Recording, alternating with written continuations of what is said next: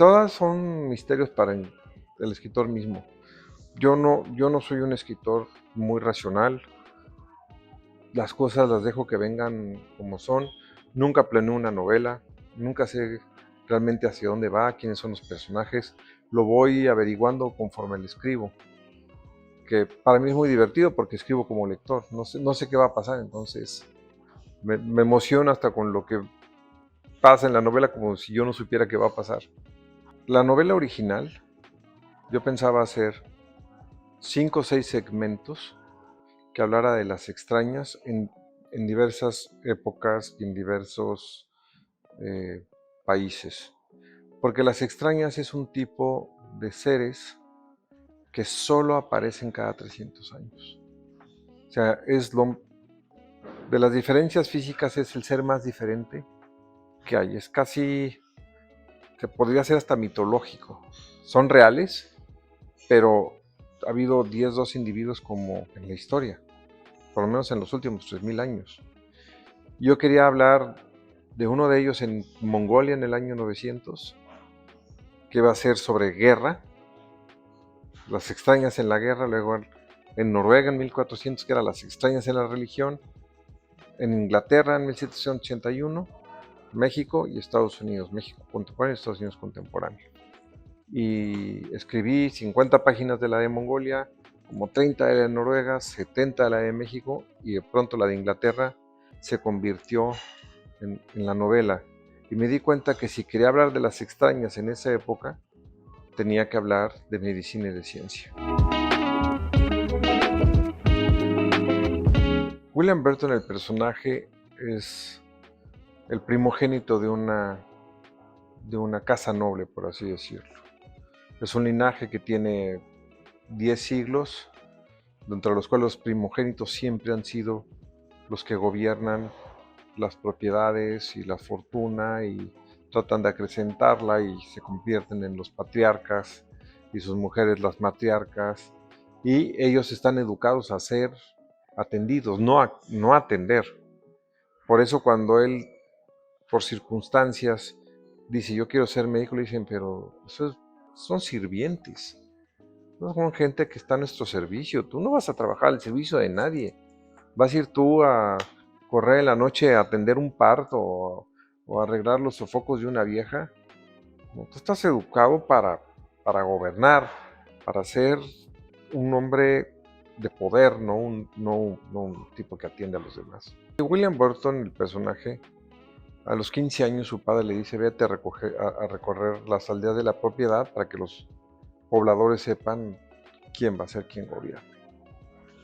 Y va de aldehuela en aldehuela, y en una de esas, en los corrales, descubre entre las vacas una figura blanquecina y pregunta, ¿es un becerro? Le dice, no, déjalo, vente, vámonos.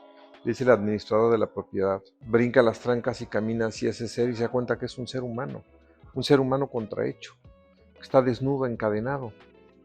Y esto, mi hijo, le dice el administrador, es un animal nacido de hombre y mujer. Me dice, esto es una persona, mi hijo, no es una persona. No puede hablar, no tiene cuerpo de ser humano, olvídalo, vámonos. Y él dice, no voy a ningún lado. Si mi padre sabe de esto, si tu padre sabe de esto y es mejor que lo olviden, se va a molestar si sabe que viste esto. ¿Cómo que se va a molestar? Yo voy a ser el próximo heredero de esto, quiero saber, ¿hay más como estos? Le dicen, sí, hay más como estos. Y lo llevan a ver a otro más, queda completamente conmovido, quiere hacer algo por estas personas.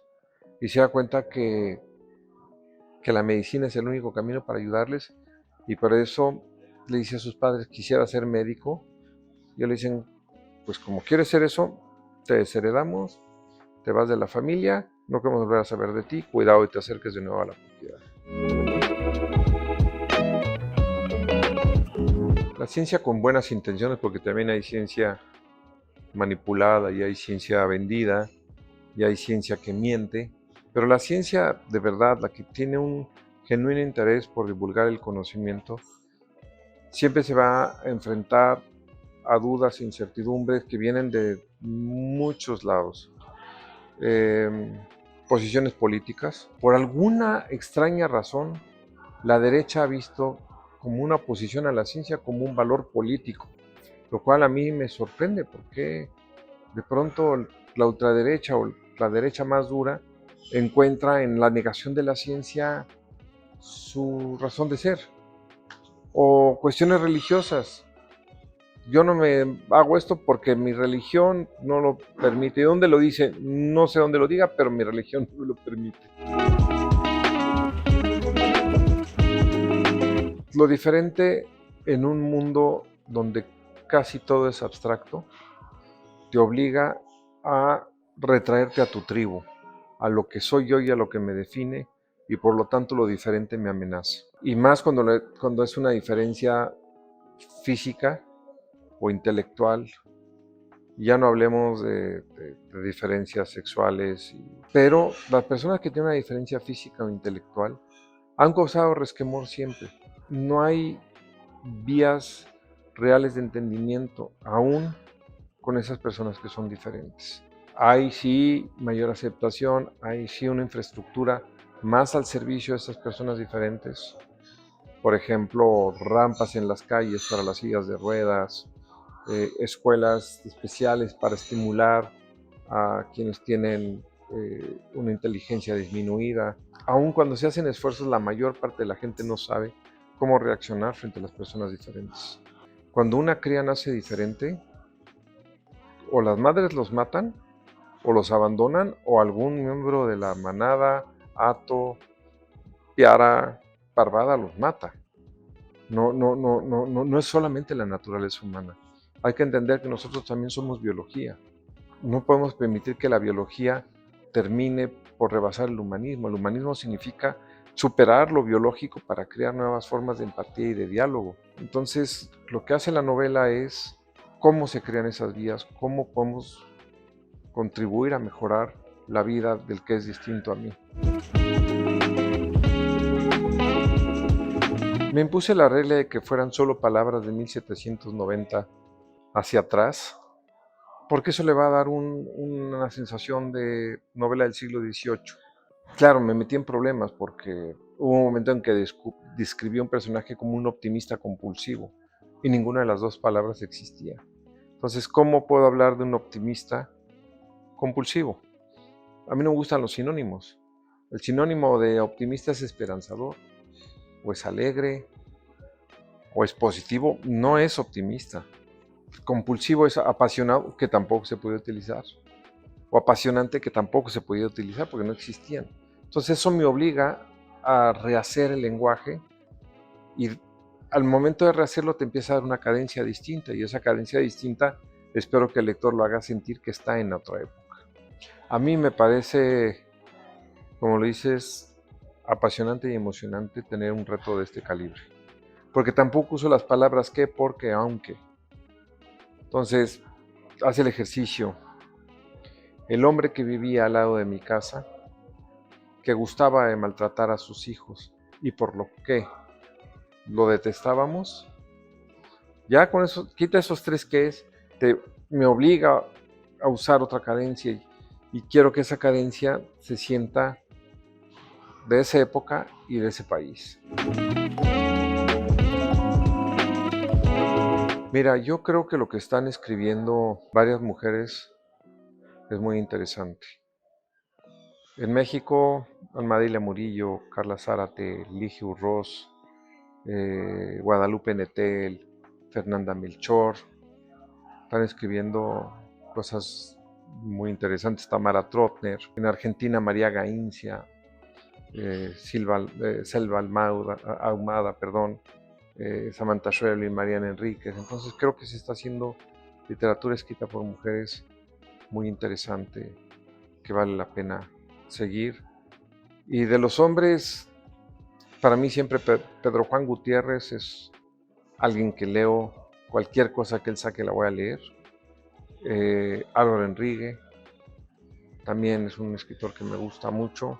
Es un escritor cuyos libros no termino, pero que me parece un escritor fabuloso. Y no lo termino porque no es un libro que tengas que terminar, que es Mircea Cartarescu.